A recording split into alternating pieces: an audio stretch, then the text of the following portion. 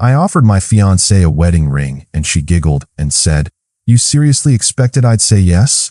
The audience was clapping until she walked off. What happened next changed everything I thought I knew about love, trust, and the woman I'd planned to spend my life with.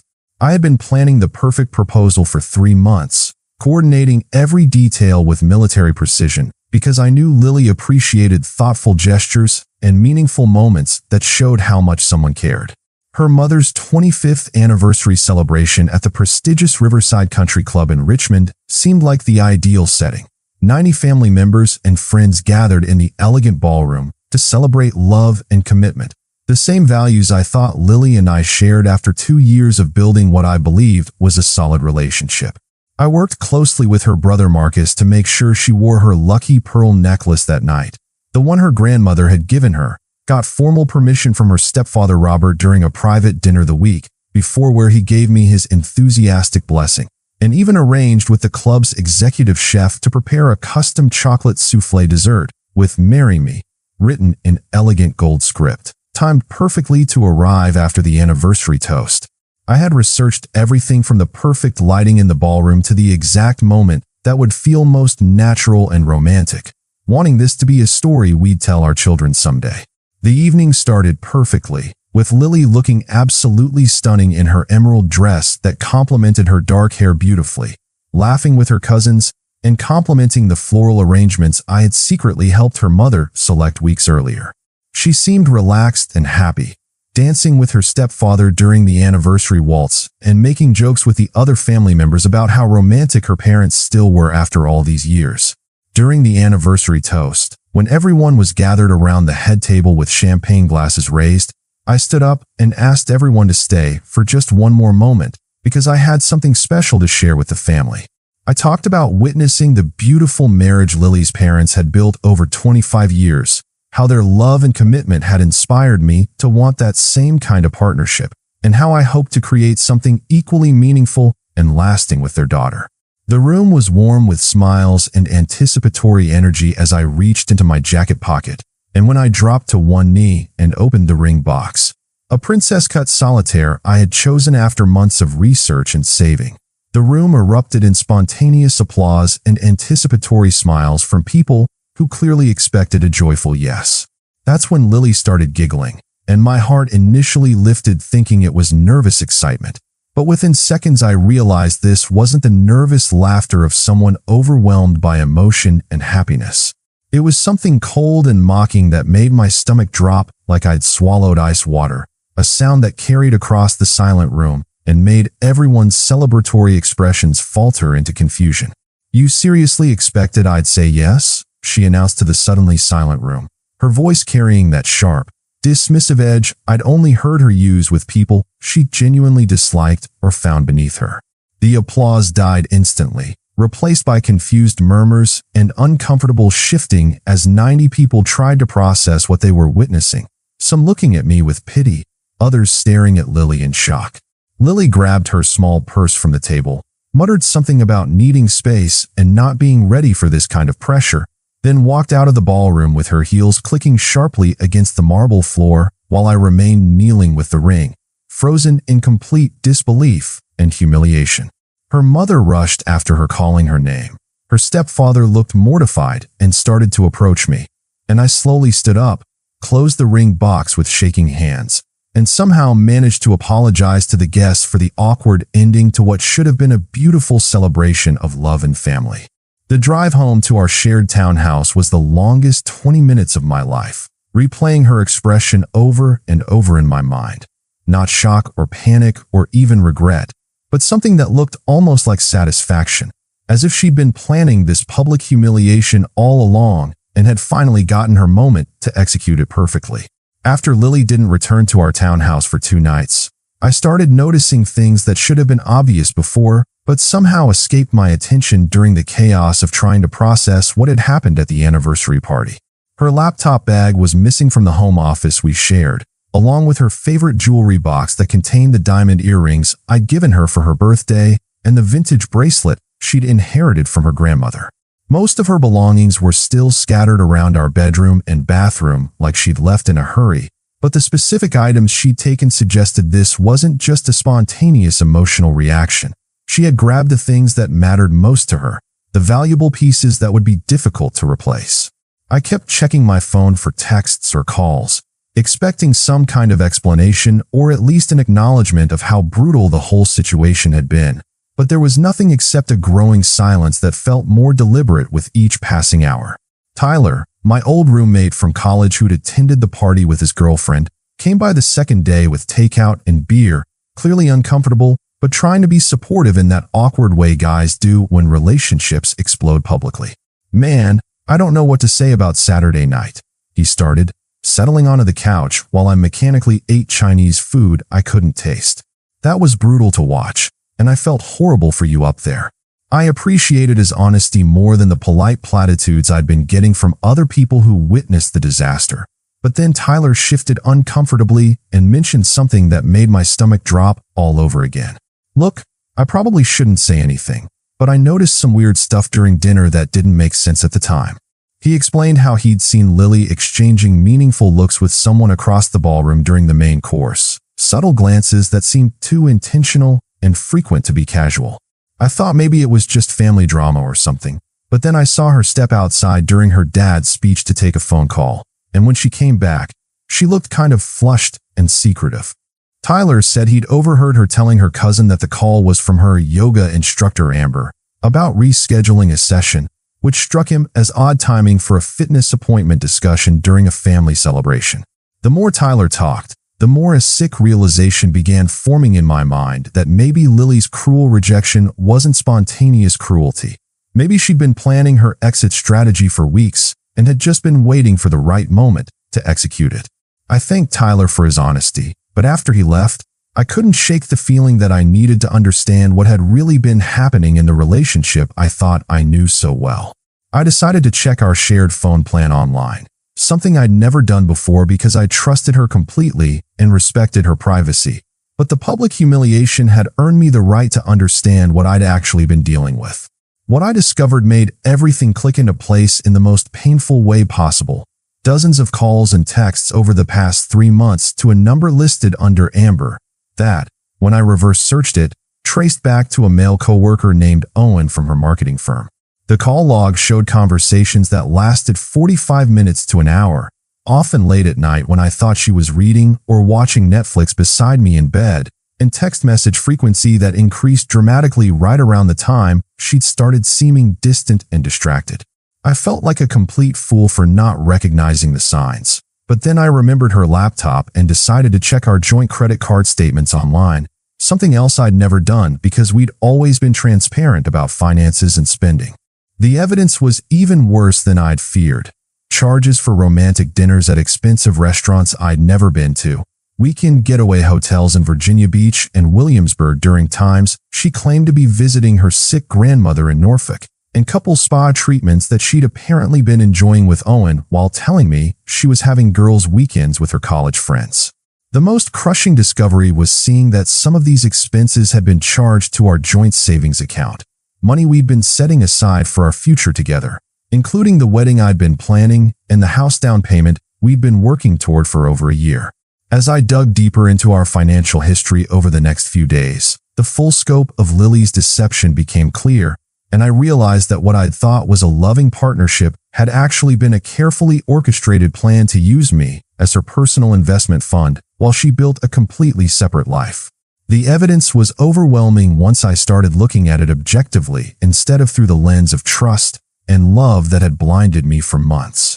I had paid for her entire graduate degree in marketing communications at Virginia Commonwealth University, writing tuition checks totaling $18,500 over 18 months because she claimed her family couldn't afford to help and she didn't want to take on student loan debt that would hurt her credit score. I had helped her lease the luxury SUV she drove by co-signing the loan when her credit wasn't quite good enough to qualify for the premium model she wanted, and I had even provided the $3,200 down payment for her professional wardrobe when she started her new job at the marketing firm where she apparently met Owen. Looking back through our email history, I found messages where she'd thanked me profusely for investing in our future together and believing in her dreams, while she was apparently already planning her exit strategy with another man. The financial manipulation went even deeper than direct payments. She had convinced me to add her as a beneficiary on my investment portfolio and life insurance policy, claiming it was a natural step for couples planning to get married. And she had been using my employee discounts and professional connections to advance her career in ways I was only now beginning to understand. I remembered introducing her to several clients and colleagues at networking events, helping her build relationships that led to freelance projects and eventually her current position, all while she was telling Owen that she was financially independent and self-made. According to the text messages I'd managed to recover from our shared cloud storage. The most painful realization was discovering a draft email in her personal account that she'd apparently started writing to Owen but never sent, describing me as her transition plan and explaining how she needed to manage the breakup carefully to avoid losing the financial stability she'd built while exploring their relationship. She had calculated everything: the timing, the public humiliation, even the fact that a dramatic proposal rejection would make me look like the desperate one while positioning her as the victim of unwanted pressure. I spent an entire weekend going through bank statements, credit card records, and financial documents, building a complete picture of how thoroughly she had used me while planning her escape. And by Sunday night, I wasn't just heartbroken anymore. I was furious at my own naivety and determined to make sure she faced some consequences for the way she'd manipulated both my emotions and my finances. The woman who had publicly humiliated me in front of 90 people hadn't just rejected my proposal. She had systematically stolen from me, lied to me, and built her entire new life foundation using my resources and trust while making me believe we were building something together. I realized that what I had interpreted as love and partnership had actually been a long-term con game, and the cruel laughter at the proposal wasn't just rejection. It was her victory celebration for successfully executing a plan that had been months in the making. This wasn't about getting revenge, because I'm not that kind of person, but I wasn't going to let her walk away clean after the level of deception and financial fraud she'd committed while pretending to love me. And I started formulating a plan that would ensure she faced the natural consequences of her choices without me having to become the villain in anyone's story. I decided the best approach was to gather information before taking any action, so I created a fake LinkedIn profile as a business development consultant and reached out to Owen under the pretense of exploring potential partnerships with his advertising agency, something that would seem completely natural given the interconnected business community in Richmond. It took 3 days for him to respond, but when he did, he was enthusiastic about meeting to discuss opportunities, clearly eager to expand his professional network and impress what he thought was a potential client. We arranged to meet at Millie's Diner, an upscale coffee shop in downtown Richmond that I knew would be comfortable and casual enough for him to speak freely without feeling like he was in a formal business interview. Owen turned out to be exactly what I'd expected: confident, well-dressed, and completely oblivious to the fact that he was sitting across from the man whose life he'd helped destroy. He spent the first 20 minutes talking about his recent promotion to senior account manager and how much he loved working in Richmond's growing marketing sector, mentioning several campaigns he'd managed and clients he was particularly proud of landing. Then he started talking about his personal life, mentioning his amazing girlfriend, who also worked in marketing but was dealing with a complicated breakup situation that had been stressful for both of them. "She's incredible," Owen said, stirring his latte with genuine enthusiasm. "Really smart, ambitious, knows exactly what she wants from life.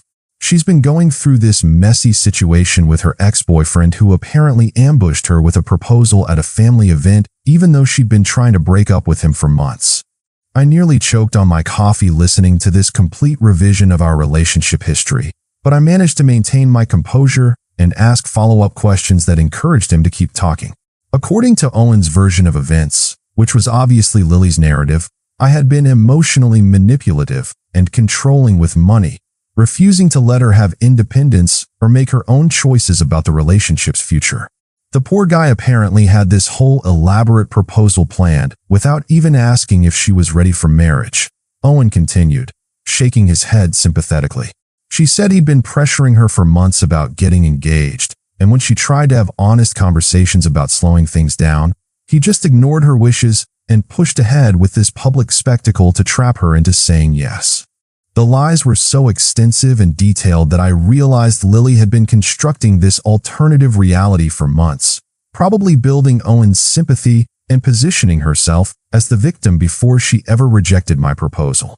When I felt like I had heard enough of his perspective, I casually mentioned that it was interesting how small Richmond's professional community was, and that I'd actually heard about his recent promotion through a mutual connection. Really? Who do you know at the agency?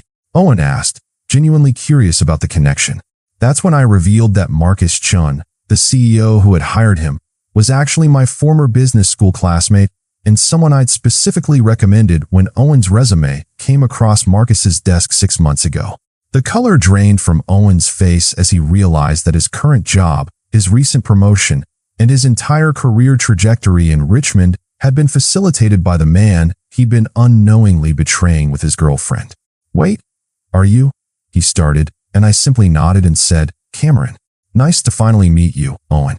The conversation that followed was awkward but enlightening, as Owen processed the fact that both men had been manipulated by Lily, who had used my professional connections to secure Owen's career advancement while simultaneously painting me as the villain in her fabricated story about our relationship and its dramatic end.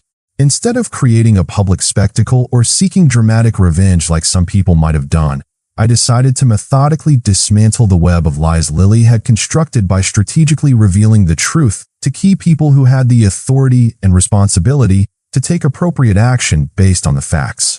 My approach was calculated but fair. I wasn't going to destroy her life out of spite, but I also wasn't going to let her benefit from deception and manipulation without facing natural consequences for her choices. The first call I made was to Marcus Chun, my business school friend and the CEO of Owen's advertising agency, who had unknowingly hired someone involved in an undisclosed workplace relationship that violated company policy. I arranged to meet Marcus for lunch at our usual spot and presented him with documented evidence of Lily's systematic deception, including bank statements showing the joint account misuse, screenshots of the fabricated stories she'd been telling Owen about our relationship, and proof that she had been using company resources and connections inappropriately. "This is a mess, Cameron," Marcus said after reviewing everything, his expression growing more serious as he understood the implications. "The undisclosed relationship is problematic enough, but if Owen has been using company funds for personal expenses with her, that's a terminable offense that could expose us to liability issues." Marcus confirmed that both the failure to disclose the relationship and any misuse of company resources were clear violations of corporate policy that would require immediate investigation and likely disciplinary action. I also provided Marcus with documentation showing how Lily had been misrepresenting herself professionally, claiming credit for connections and opportunities that had actually come through my network, while simultaneously destroying my reputation with lies about emotional manipulation and controlling behavior. The next step was arranging what would appear to be an innocent dinner with Lily herself, something that required careful planning since she'd been avoiding all contact with me since the proposal disaster 3 weeks earlier. I texted her from a new number, claiming I wanted to return some of her belongings and discuss practical matters like the lease on our townhouse, which was jointly signed and couldn't be ignored indefinitely. She agreed to meet me at Romano's, the Italian restaurant where we'd had our first official date 2 years ago, probably thinking the sentimental location would give her some emotional leverage if I tried to win her back or create a scene. Instead, I arrived early, requested a quiet corner table, and prepared a manila folder containing bank statements, phone records, screenshots of her false social media posts about being newly single and loving life, and copies of the credit card charges for her secret dates with Owen that had been funded partially with our shared savings. When Lily walked in wearing a new dress I'd never seen before and looking nervous but defiant, I stood up politely and waited for her to sit down before sliding the folder across the table without any dramatic presentation or emotional outburst. "I'm not here to argue or ask you to come back," I said calmly as she opened the folder and began processing what she was looking at. "I just thought you should know that I'm aware of everything. Owen, the financial fraud, the lies you've been telling about our relationship, and the way you've been using my professional connections to advance both of your careers while destroying my reputation." I watched her face cycle through surprise, panic, anger, and finally a kind of calculating assessment as she realized the scope of what I discovered and documented. This is all going to come out naturally through the appropriate channels, I continued, signaling the waiter for the check, even though we hadn't ordered anything. I'm not going to be vindictive or dramatic about it, but I'm also not going to protect you from the consequences of your choices anymore. The conversation ended with me leaving cash on the table for the drinks we hadn't touched and walking out while Lily sat alone with the folder, finally understanding that her carefully constructed web of deception was about to collapse around her in ways she couldn't control or manipulate. Within 48 hours of that dinner, Lily's carefully constructed new life began crumbling as the consequences of her deception unfolded with a speed and thoroughness that surprised even me, though I felt no satisfaction watching someone's world fall apart. Just relief that the truth was finally surfacing after months of manipulation and lies. Marcus moved quickly once he had all the documentation, conducting a formal investigation that revealed Owen had indeed been using company expense accounts for some of their romantic dinners, claiming them as client entertainment when no business had actually been conducted, which constituted fraud against the company. Both Lily and Owen were terminated within 24 hours for policy violations, with Owen facing the additional consequence of losing his visa sponsorship and having to return to Canada within 30 days since his work authorization was tied to his employment at the agency. The professional fallout spread quickly through Richmond's interconnected business community, with several other firms quietly removing Lily from consideration for positions she'd been discussing, since word travels fast in marketing circles about people who misrepresent their professional background and engage in workplace misconduct. Lily's mother called me directly the day after the terminations, her voice shaking with embarrassment and anger, to apologize for her daughter's behavior and reveal that she'd learned the truth from Marcus, who happened to be her neighbor's son and had felt obligated to explain the situation when she asked about the sudden job loss. "Cameron, I am so ashamed of what Lily did to you," Mrs. Patterson said, clearly emotional.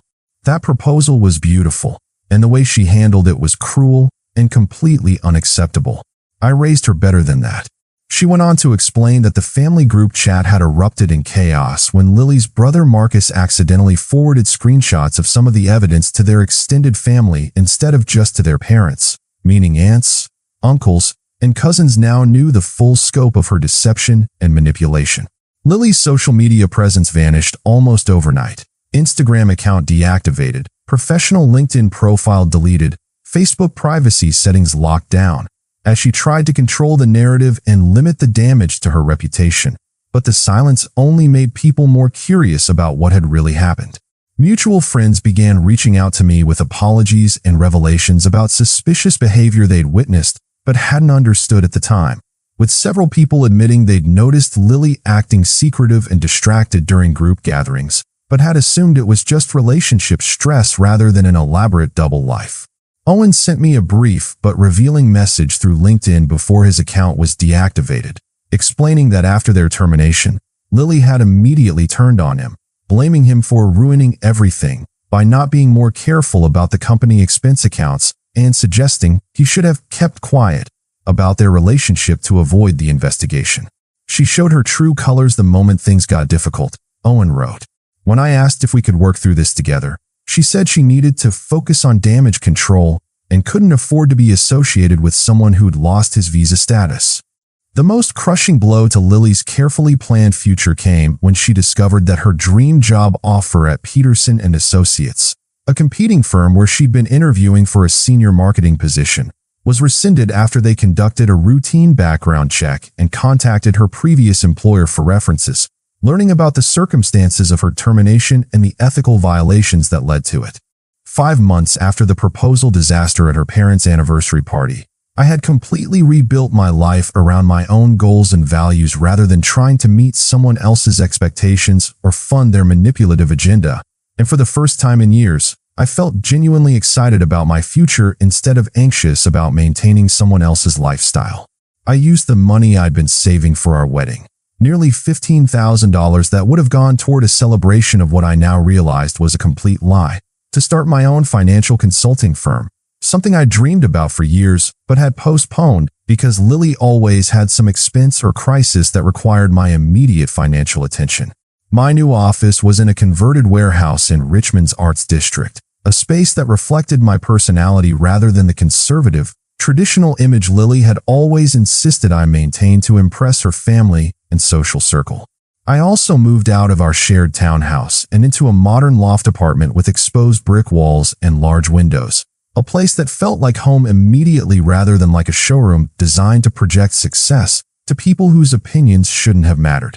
The business thrived from day one, as former colleagues and clients appreciated my integrity and work ethic, traits that had been overshadowed by relationship drama for too long, but now could finally shine in a professional environment where I controlled my own reputation.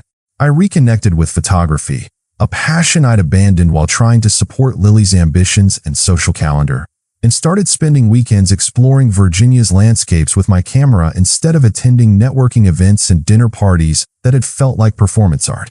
My life had structure and purpose again, built around activities and relationships that actually fulfilled me rather than drained my energy and bank account. The final confrontation came on a rainy Tuesday evening in October when Lily showed up at my office building, looking defeated in a way that would have broken my heart 6 months earlier, but now just made me feel sad for the person she'd become through her own choices. She'd clearly been struggling, thinner than I'd ever seen her, wearing clothes that looked worn rather than carefully curated, carrying herself with none of the confident energy that had first attracted me to her at that party 3 years ago. "Cameron, please, I just need 5 minutes," she said as I exited the elevator, her voice lacking the sharp edge it had carried during our last dinner together. I agreed to talk in the building's lobby, a neutral space where I could maintain appropriate boundaries without being cruel or dismissive, though I had no illusions about what this conversation would entail. She explained that she'd lost her apartment after burning through her savings trying to maintain her lifestyle without stable income, had maxed out her credit cards during the months of unemployment, and had been cut off by her family after they discovered additional lies she'd told about our relationship and her financial situation. "I made the biggest mistake of my life," Lily said, tears streaming down her face in what appeared to be genuine remorse rather than the calculated manipulation I'd grown accustomed to recognizing. "You were the only person who ever truly supported me, who believed in my potential and invested in my future, and I threw it all away for someone who abandoned me the moment things got difficult." I listened without interrupting, but I could see that even this apology was still fundamentally self-centered, focused on what she'd lost rather than the pain she'd caused or the trust she'd violated through months of systematic deception. "I know I don't deserve it after everything I did to you, but could we maybe try again?" she continued. "I realize now that what we had was real, and I was just scared of commitment and made horrible choices because I was immature and didn't understand what actually mattered in life." I looked at this woman who had once held so much power over my emotions and realized that I felt nothing but mild pity for someone who still didn't understand that love isn't about finding someone to fund your dreams. It's about finding someone whose dreams align with yours and building something together based on mutual respect and genuine partnership. "Lily, what you're describing isn't love," I said gently but firmly. "You're asking me to take you back now that you need financial stability again, which is exactly the same pattern that got us here in the first place. You didn't love me. You loved what I could provide for you. And now that you've lost that security, you want it back." I paused, watching her process this reality that she'd probably been avoiding for months. "You taught me the most valuable lesson of my life by rejecting that proposal the way you did. You showed me that I deserve someone who sees me as a partner, not as a means to an end, and I'm genuinely grateful for that painful but necessary wake-up call." As she walked away into the rain, shoulders shaking with sobs that I knew were genuine, but also knew were primarily about her own situation rather than genuine remorse for the damage she'd caused, I reflected on how her cruel public rejection had actually saved me from a lifetime of being used by someone who saw relationships as transactions rather than partnerships. I was building a life based on my own values and dreams now, surrounded by people who appreciated my character rather than my bank account.